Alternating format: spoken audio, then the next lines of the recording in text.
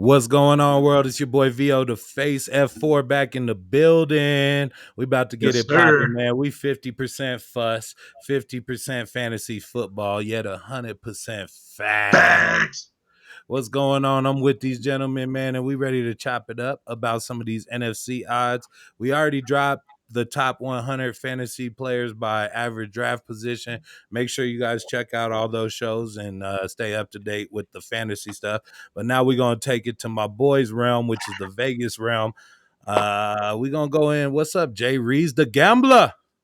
FO, baby. Let's get into it. FO, man. And I'm also here with Silly C with the numbers. Haha, what's up? It's your boy. It's Yes, your It's your sir. boy. boy. 100 is your boy. Also, man, we keeping it all the way 100 this show. We got a special guest in the building. My boy Boss 100. What's good, Boss? Hey man, it's all life, baby. It's all life. Boss. Boss. I got to hit you with the Ricky Ross Ostradamus. fucking ad-lib. Boss. Boss to Damas. Let's get this Yeah, going. man. Boss Who's my 100 guy in the your way building. today, huh? Oh yeah, we about to make a whole bunch of people's pockets thinner, but hopefully all of our pockets fatter. Let's get this shit popping.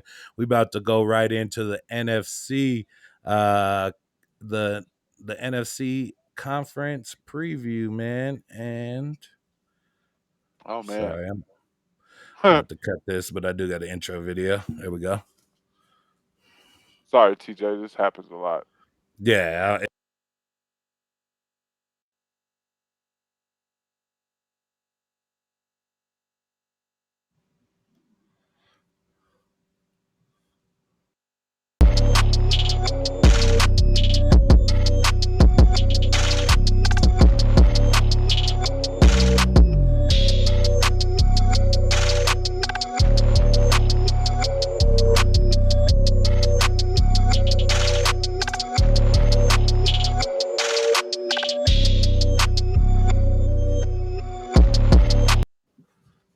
Hey. all right, y'all. We about to get this started, man. We gonna start in the National Football League or the National Football Conference with the NFC North. We'll get it popping. All of us got different teams from the North, and we gonna go ahead and slide it to Jay Reeves for his team out of the NFC North. Yes, man. I want to talk about the Bears. The I don't know. Bears. So to win the I division, got to. they're sitting at plus 500, and they have a team win total of 7.5. Now, I just want to tell you what I'm gonna do with this, man. That plus 500 to win a division, I don't really think that's going to happen. And you're getting some really good odds on Green Bay. They were actually sitting at plus 150 when they didn't know if Aaron Rodgers was about to come back.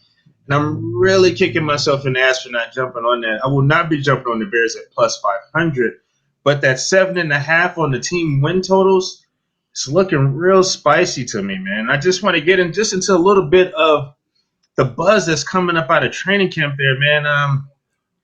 They say the boy Justin Fields is not ready, and they're going to be going with the red rifle. I don't think that's what they should be doing. They need to go ahead and just get that boy acclimated right away, man, and just get going, man. I don't know, man. The red rifle, he's not cutting. Yeah, I mean, I think we could work out a simple little system for these win totals. You said their win totals at 7.5. If you guys think they'll go over, thumbs up. If you think you go under, thumbs down. Anybody? All right, man. Cody got some at under 7.5. Why? He's a hater. I've Yeah. really never had any faith in them, and I don't see them getting any better this year. So I don't want to be the dark cloud on the event, but unfortunately, yeah. Yeah, I Hate, mean, hate, hate, hate, hate, hate. hey. Yeah, I mean, it's all good if you got to hate, man, but you might just fuck around and be late. I do respect Matt Nagy as a fellow Matt. You know what I'm saying? I respect his gangster. And I think he's a better coach than people give him credit for. He was able to win a ton of games with Mitch Trubisky. So I do believe he'll be able to win some games with Facts. Red Rifle. And Jay Reed says the reports out of camp is Justin Fields looking a little timid. But I mean, according to like Lewis Riddick and that video they showed this morning on Get Up, man. Boy is making some sidearm throws for touchdowns. He's crazy, professional, like freaking. Honestly, as a Bronco fan, I'm sitting here with buyer's remorse. The fact that we didn't jump on him. TJ, what do you Yes. think about the Bears this year? Man, hey, I Mm. can dig that. I can dig that. And go out there, let this man bump his head. Because only good things Mm-hmm. are gonna come from it. Don't do it too late, because them bumps in the road still gonna come. Let this man bump his head, use his wheels, and get some wins out there. We seen what Andy Dalton's about. You know, Mm-hmm. he's been journeying over these last couple seasons. Don't play yourself. He's there if you need him. Let this man learn.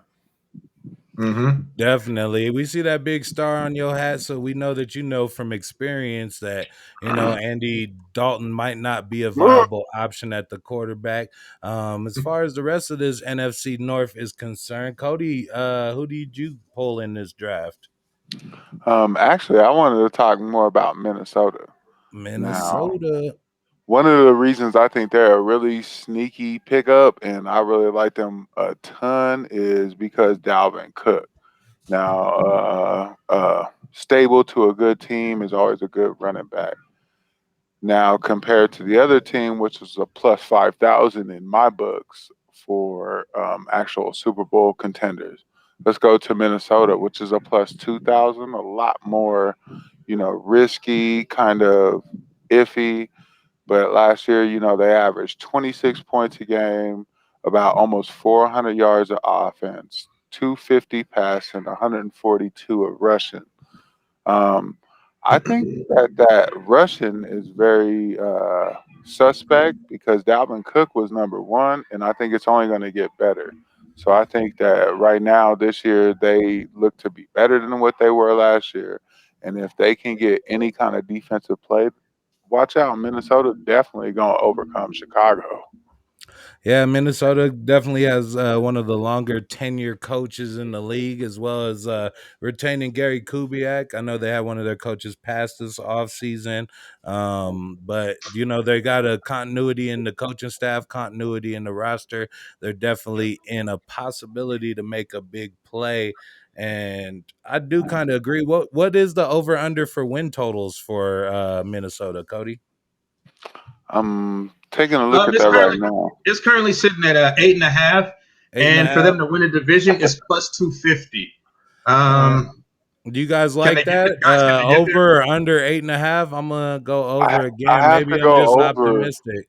I might My Over my under. reason is my All reason right. is Dalvin Cook. I think that let alone will win them 7 games, and I hope they have the quarterback to at least win them one of them. So I have to go over. Yeah, Yeah, but Memphis right there. last season the hashtag was let Russ cook. Maybe this season it'll be hashtag let Dalvin cook. TJ, what do you think about the Vikings? Uh the Vikings, Kirk Cousins, not my bag, man. Not my bag. And Mhm.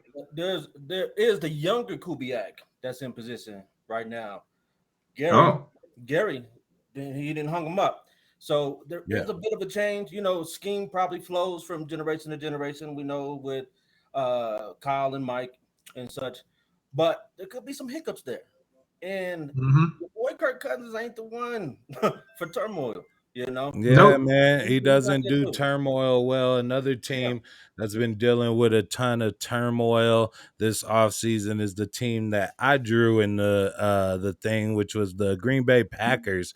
Obviously, the big storylines with them going into the year is can they re-sign Devontae Adams? Will they be able to retain Aaron Rodgers? Currently, I have them sitting with win projection for 10. Playoffs, they're minus 270, so they're almost a lock to win the playoffs. NFC North, they're almost a lock as well at minus 145, plus 550 to win the NFC, and plus 1200 to win the Super Bowl. So with some of those odds, I don't know if I would take them all the way to the Super Bowl, even though that would make a better movie. Aaron Rodgers win the Super Bowl.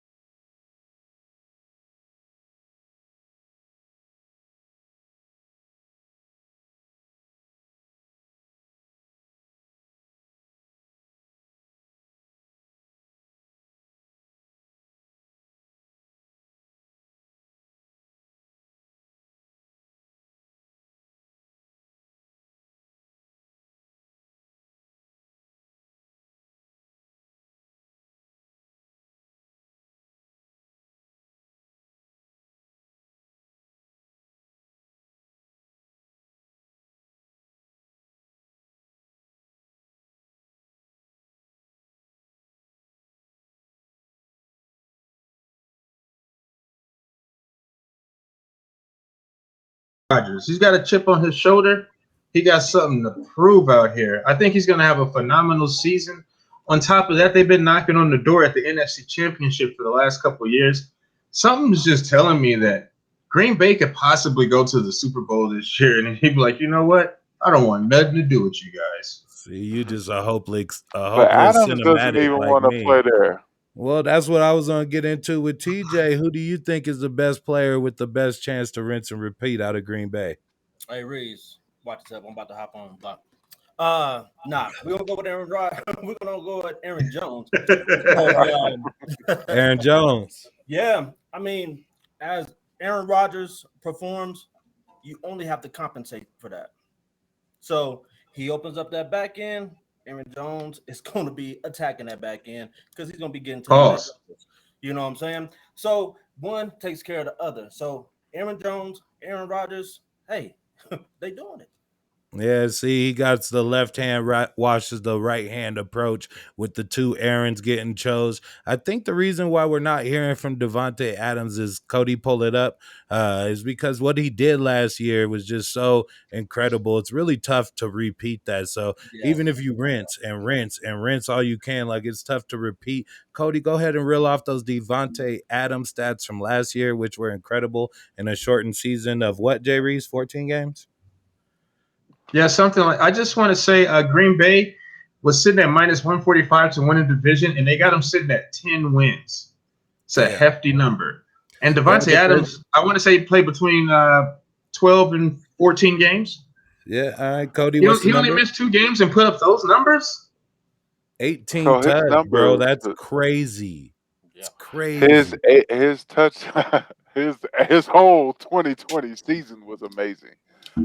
He finished with 115 receptions with 1,374 yards, 18 touchdowns, and 11.9 per reception. That's beast mode. I'm sorry. That's incredible. What do you have to say about that, TJ? That's going to be chopped down. You heard Aaron Rodgers during the offseason pounding the table for Randall Cobb.